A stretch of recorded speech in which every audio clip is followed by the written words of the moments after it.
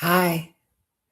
Well, here I am again learning how to do this online thing. I am sitting here waiting, waiting to start. Am I going to just talk to myself? Maybe so. And I can do that. I can do that. This is Miss Ruth, and this is Miss Ruth Live, Miss Ruth Wisdom. And tonight we're talking about forgiveness. It's a topic that I've avoided doing training, teaching on because it's real complex. It's a very often used word, concept, but what does it mean? I decided to look up what it means. I decided to do a little research and find out why forgiveness gets another kind of question about it. It's, well, am I supposed to forget it? Does it mean that I'm supposed to act like it didn't happen? Forgiveness began as a term for what you did when someone owed you money. Someone had borrowed money, or you had a business transaction, and the person would say, I forgive this debt. I release you from your obligation to me. The other meaning that began through spiritual teaching is the one of sin, of God needs you, or in order to be in God's favor, you must. And I grew up Catholic. So what that meant in the Catholic practice was you went to confession and the priest helped you to do what it takes to have your sins forgiven. So in that situation, you're coming to confess and to express your hope for forgiveness. So forgiveness has an earlier meaning of I've done something to wrong someone, or I owed something to someone and they forgave me. Forgiveness. What it's come to mean in the present time is more of an emotional kind of, I did something wrong, I'm sorry. I apologize. I hurt you, I didn't mean to. Or some more aggressive, more egregious situations where people do things to deeply hurt others or cause situations that are life-changing. In most day-to-day situations, forgiveness means something happened, I felt some kind of way about it, and I got an apology, or I didn't get an apology, and I decided to forgive them. I did forgive them. So I've got 3 people here. Tell me who you are by just giving me a thumbs up, because we're going to do a audience participation thing. So, and I know there are people who sit here and don't want to let anybody know they're here. So I can honor that too. But I would like to see who's here so that I can see your responses to my questions. I want you to give me a thumbs up if you've either been in a situation or you have, someone else who's been in it. So you're a private person and you make it very clear to your close friendship group that you're private and what you say to them you expect to stay private. At some point, someone outside of your group comes and tells you that so and so is talking about your business. You get really angry. You go to that person and you say, you give them a piece of your mind. Later, you find out the person apologizes. They say, I'm sorry, I won't do it again. I got you. But you find out that everybody else already knew that your friend told your business outside of the group. And now you've learned something else.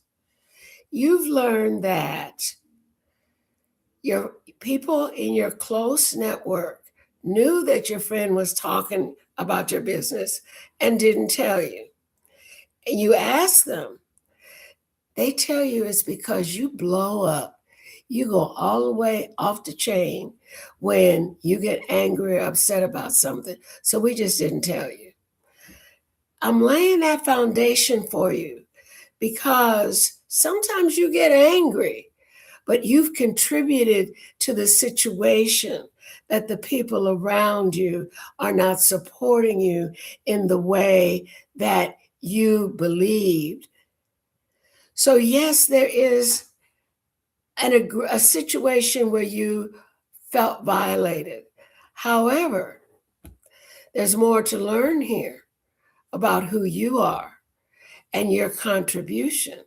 So forgiveness is in a context. Let me give you another situation.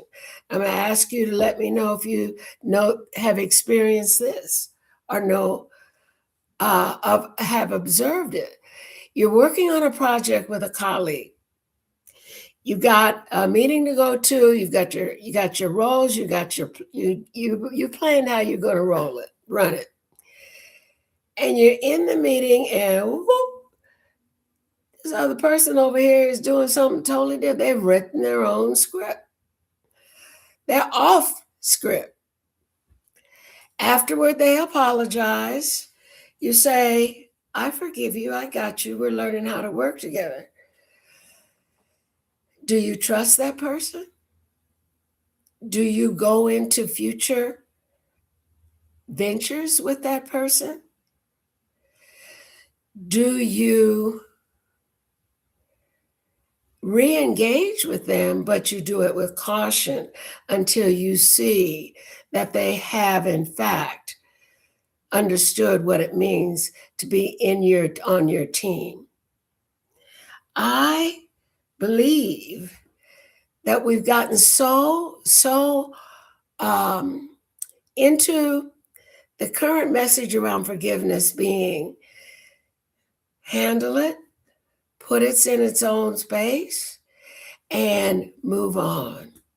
As long as you have handled for yourself, you've taken care of yourself in the situation. I've been doing this long enough that I know for sure. There's some things I know for sure. And one of them is it's okay to put someone who has violated your trust, hurt you, in a place in your mind where you release what happens. You're not carrying the basket. Well, some people do carry it, and I'll talk about that in a minute. But you have released that basket of where you're feeling some kind of way. There's some basic tenets that I want to drop today. One is it's okay to hold up your trust. It's okay to hold back your trust. You can forgive. You can even continue to interact with the person. But for you, the learning is, and my boundary is in place until I get comfortable again. And when I'm comfortable again, I can roll with this person. There's some people, though, let me give you another example. There's some people who they manage to convince you to do things with them. And they manage to get you to do things that repeatedly result in you losing money, getting in a situation where either you're embarrassed or pissed off or really uncomfortable. You tell them about it, and they continue even after they apologize. One of the things that people find it very difficult to do is in setting boundaries to also say to yourself and to the person, the bond between us is not the same as the bond that we had at an earlier stage. It is possible, as a part of your self-care, to begin to come up with a way, if that person is going to continue in your life, say they're a family member, say they're a frat brother, say they are a partner, it is possible to say, I forgive you, you know not what you do, but you also have created a situation where I'm no longer available in the way that I was available for you. The bond between us is no longer the bond that I hold myself to. So I want you to notice what I'm doing now. I'm talking about forgiveness. I'm talking about it in a construct where people find themselves, I have forgiven. I did the forgiven, the apology, forgiven part, but there's life after forgiveness. There's life after the incident. And my my job as your coach, as your guide, is to support you in making those decisions in everyday life with intuition, clarity, and truth. And the truth, a lot of times, is we keep living the same experience over and over after it's already taught us the lesson. So, in our talks with Miss Ruth, I offer ways to see possibility that you haven't seen before. And the way we're going to do this now is for me to give you another example. And this is an example where you've forgiven the person, but you got to see them again. Or somebody's going to bring them up to you again. And whereas you can't do any more, whereas the person has moved on and living their best life, they're not thinking about you and they're not thinking about your feelings. But you get what they call triggered. And you get into what we're going to call an emotional loop. An emotional loop is where something from your past, something that may have hurt you very deeply, something that caused a big loss for you, gets opened up and it comes alive in the present. And you start talking about it. You start thinking about it. You start sitting back into the feelings that came up when the trauma happened. And people around you saying, oh, look at where he or she gone. Sometimes people back away from you and you start noticing your invitations to do certain things start drying up because your emotional loop is too much for other people to handle. Sometimes the loop isn't to express outward. Sometimes you loop internally. You're thinking about what that person did, how the situation made you feel, and you get risk averse. Risk averse means you're not going to take that kind of risk again. You're not going to love, you're not going to open yourself up to that kind of friendship. You're not going to play in that playground anymore. And it has a toll on you as well. It has a toll of your resilience being sidelined, hijacked. You run the risk of opportunities not coming your way because you're living in the past in a very dark way that prevents you from seeing joy in the present and opportunities in the present. So that's why I'm going down this path with you on forgiveness. I'm not talking about the other person, because a lot of times the other person is either naive, unexperienced, or a manipulator and a bully, and they're not going to change their behavior. Some of them, I shouldn't have lumped all that in one basket. Many times, people don't change their behavior, they just apologize.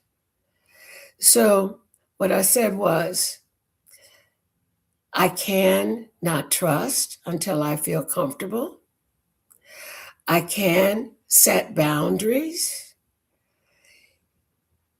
You can also forgive and then decide if you're going to re enter that situation again. I mentioned at the beginning, I gave an example of a friendship group that knew something was happening that you would not be pleased to know about, and no one told you.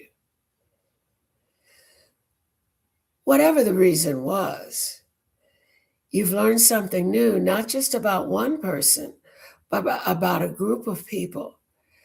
And it's an opportunity. Every situation that may bring uncomfortable feelings to you is also an opportunity. An opportunity to look at yourself, to look at the people around you, to look at your pattern of choices, and practice doing things differently. Practice moving in a way where you feel confident, clear, and ready for the things that are going to come to you. If you choose to move in a new direction away from people, a lot of times those kind of choices bring a need to make a statement, clarifying, yeah, I'm not into that anymore. Or I learned a lot. I learned a lot when I was doing X, Y, and Z, and now I'm trying something different, something new.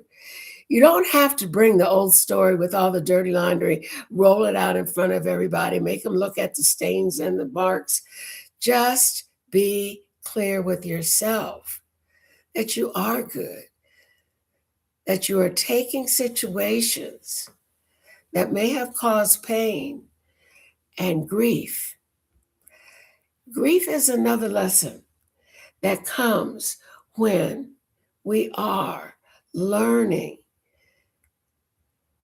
that the past has taught us something, but we miss some things that we lost in the process. What we lose in the process, what we lose in the process can be uncomfortable as we are peeling off what was, and as we are feeling the freshness of what is becoming. The excitement of that builds strength. The excitement of that gives you the readiness to put one foot in front of the other. So you see, I know I'm going into a realm that you say, well, what does this have to do with forgiveness? When you don't forgive, you stay. It lives with you. the experience stays in the present. Everything you're going to see if you look up contemporary conversations about forgiveness, it's going to say it's about you taking care of yourself. It's about letting it be what it was, giving it the attention it needs in the moment, and then releasing it. I chose, as we talked about this tonight, to make the releasing it be your choosing steps, choosing actions that honor your self-care, your well-being. If somebody says, you act like you don't trust me. Now, there are many ways to say, no, I don't trust you. But one way is to say, I'm relearning how to trust you. I'm seeing that we're building a new bridge. And I'm working on it, and I see you are too. The other thing that I said is that you should, if you are ready to change the relationship, if the bond has changed, just say it. It's not like it was. There are a lot of people who were your besties in high school who you've grown beyond. There are many, many people who've grown beyond you, and you know how it feels. If it is time to release, to let go, and to move on, because the person has moved on, then put it in the place where it belongs. When it comes up, bless it. Thank it for the lessons that it taught you. And know that you now have a new life skill. You have a life skill that is definitely going to serve you for the next time somebody does something and they ask you for apology. Because life keeps bringing you opportunities to do you, to be you, and to live in a beautiful stream of unending ways to show up, loving you, loving yourself. And as you do this, forgiving yourself. Because along the way, you're human. You're human. You have human feelings, you have uncomfortable feelings. You've done things to hurt others, and you believe that you have been forgiven. It's part of the human story. And it's a story that leads to the next Miss Ruth Live. That is the story of closure. What is it? What is closure? Wait a minute. Is there such thing as closure? Do you really need closure? That's going to be in 2 weeks when we talk with Miss Ruth again. When we talk about everyday life from a position of insight, clarity, and truth. Thank you for joining me this Thursday. If you have any suggestions, questions, missruthwisdom@gmail.com is a way to be in touch with me, and I love to hear from you. So, good night.